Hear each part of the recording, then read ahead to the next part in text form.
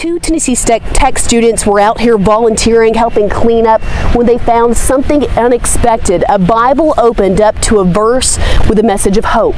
Looking for a sign of hope tonight. For one Nashville man, it's that picture that you just saw right there in the midst of a destroyed home. The family Bible, and we'd like to find out whose family Bible it was. An officer just walked by again with another armful of Bibles. And David, you're back in New York City now, but you've been on the ground in Tennessee for the last couple of days. What did you maybe see or hear that will haunt you in the days to come? I will never forget hearing the story of the father and the young boy who were thrown from their home and found about 50 yards away in the tree line. I'll never forget the couple who survived, who said, "We were guided by the lightning." That was the only light we had at 2:30 in the morning. So as the lightning would flash in the sky, we would sort of find our way to the neighbor's house. You've covered some of the biggest natural disasters, not just in the country, but around the world. Hurricane Maria, one of the most significant topics of your reporting. You've seen some really bad stuff, and you've seen the way that people react to these tragedies. Is there anything unique or special in the way that Tennesseans have reacted to this tornado? There was a resilience that seemed to bond them together, which was inspiring to me. Every single person that I spoke to mentioned God. I will never forget Eric Groomer, who was the other Eric's neighbor, who said, "How are we here? How do you explain this? How do you explain that every single piece of my home is gone and I'm still here? And the only thing that is sitting on the slab of my home is the carpet that we sat on in the closet that is no longer there." Nearly every person mentioned God. Tennessee tornadoes aren't uncommon, but residents say this time there was no warning. We didn't hear any sirens. I woke up after the fact, and the ceiling started coming down on us. This was the deadliest tornado outbreak in the U.S. since exactly 1 year ago today. New images emerging of this ominous warning in the middle of the night. Blaring tornado sirens, drowning out live music in downtown Nashville. In Nashville alone, hundreds were left homeless. Schools, courts, public transportation, an airport and the state capitol were closed. Officials scrambled to find alternate sites for Super Tuesday voting. Tennessee, the first to feel the brunt of America's 2020 tornado season. It's unbelievable. I never dreamed it would ever happen to me. Never. Tornado victims reacting to homes hammered by Mother Nature's power. The scene is surreal. Stunned residents have come out to look at the damage in every direction.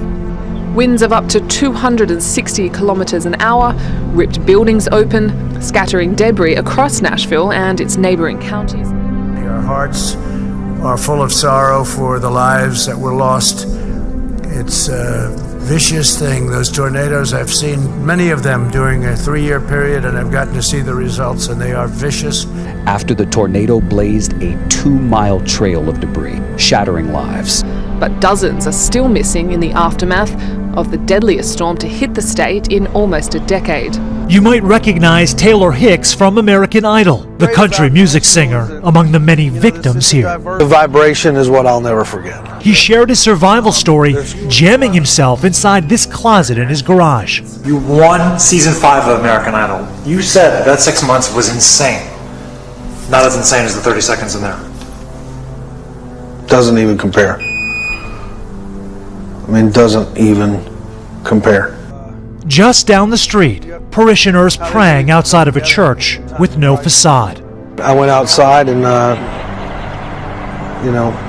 after this minute and a half of fury, I walked outside and I looked up and it was the clearest, starriest southern sky that you could possibly imagine. What did you think when you were looking at the stars? I think everybody was thanking their lucky stars to be alive. Tennessee's first case of coronavirus confirmed. People are suffering, just beginning to recover. Tens of thousands of people dealing with the effects of the tornadoes, and now this news about the coronavirus. But I think the thing that we need to remember is that preparedness is how we deal with situations like this. Possibly the gravest threat to the world economy since the 2008 global financial crisis. That's according to the OECD, as the coronavirus epidemic slams all sectors of the economy. The spread of the coronavirus has pushed the pause button on one of the world's biggest economic powerhouses. We're coming on the air at this hour with breaking news there. Wall Street ending one of the worst weeks of trading since the financial crisis in 2008. We're starting to get to that point where those supply chains are going to have massive disruptions. But a travel ban has left thousands of Chinese students unable to return to university. It could cost the sector millions if they cancel enrollments. Thailand has lowered its growth outlook for the year as its economy suffers from the absence of Chinese tour groups. Italy's already sluggish economy will take a further hit, with a number of towns and manufacturing hubs in lockdown. And trillions of dollars has been wiped from US equities, pushing stock markets around the world into the red. What we're also seeing is a disruption to supply chains. As companies have slowed down manufacturing in China, that has impacted other Asian and Pacific countries who've relied on those inputs into their manufacturing processes. No longer are we standalone countries, we operate in global supply chains, and that's what the coronavirus has really exposed. More than 100 countries now have travel restrictions on people arriving from South Korea. But unlike many of them, Japan is a vital trading partner. This quarantine measure will cause further economic pain. Testing on an industrial scale means thousands of people are being checked for the virus every day. The economic costs of coronavirus are mounting everywhere, with the squeeze on international travel affecting airlines in particular. As coronavirus increases its reach, with South Africa registering its first case and the UK and Switzerland their first fatalities, each day brings heightened levels of response. But the World Health Organization says it's concerned some countries aren't taking the threat seriously enough. This is not a time for excuses. This is a time for pulling out all the stops. The novel coronavirus outbreak intensifies outside the epicenter in China, so too does its projected impact on the world economy. Global finance leaders met in Riyadh for the G20 meeting over the weekend, where representatives vowed to closely follow the evolution of the illness and to act as needed. From manufacturing and supply chains to universities and even film productions. COVID-19 is affecting businesses and daily lives, especially in countries where the coronavirus has hit the hardest. That's South Korea, China and Italy, just to name a few. So how should the world respond? Decades of globalization have created supply chains so deeply interconnected that when there are issues in China's economy, it's felt across the globe. We're in a situation where China, the shutdown in various factories and other places of work has meant that China isn't producing various bits that may well be vital inputs into production in other economies. So that is causing ripple through effects around global supply chains. We're also looking at Bethlehem, where coronavirus has spread to, and the Israeli military isn't allowing people in or out of there now. Palestinian President Mahmoud Abbas earlier declared a state of emergency after 7 cases were confirmed. Tourists and pilgrims are banned from the area for the next 2 weeks. The Church of the Nativity, which is revered among Christians as the birthplace of Jesus Christ, is among the sites that have been closed. Elsewhere, the retreat of whole communities into isolation continues. In Bethlehem, Palestinian officials have closed the Church of the Nativity weeks before the Easter season that draws tens of thousands of visitors and worshippers to the traditional birthplace of Christ. Italian schools didn't open on Thursday and won't for some time to come. Similar scenes in India, Iran, France and Japan. In all, around 300 million students in more than 20 countries face weeks of disruption.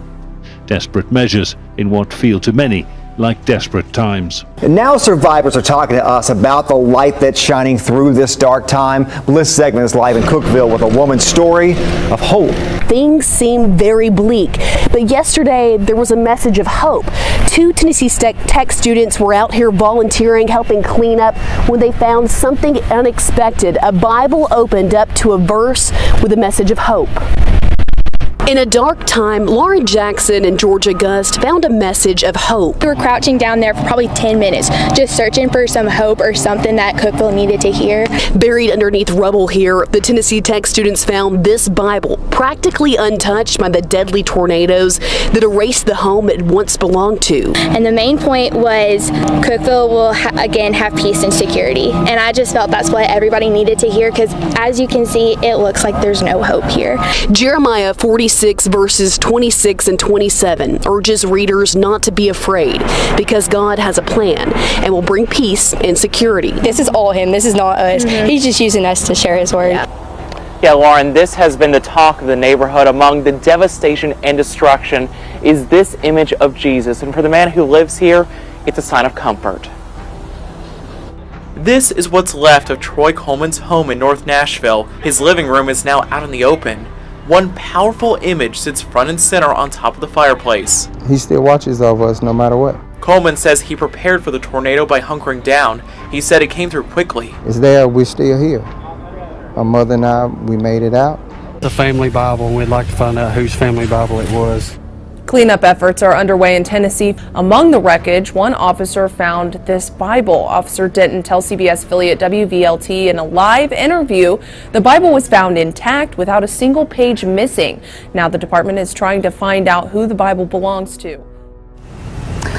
And as crews continue to search tonight, an officer just walked by again with another armful of Bibles, and this one has a name in it, presented to Mary Evelyn Randolph in 1946. And they said, here, please take these mementos that we're finding, family Bibles. You guys have a better shot of getting them back with their rightful owners than we do. So we're going to take these back with us to the news station, and we'll put some pictures up on social media, Ted. Hopefully reunite some of these families with their treasured items. Yeah, there's so much tragedy there. Something small like that would mean an awful lot.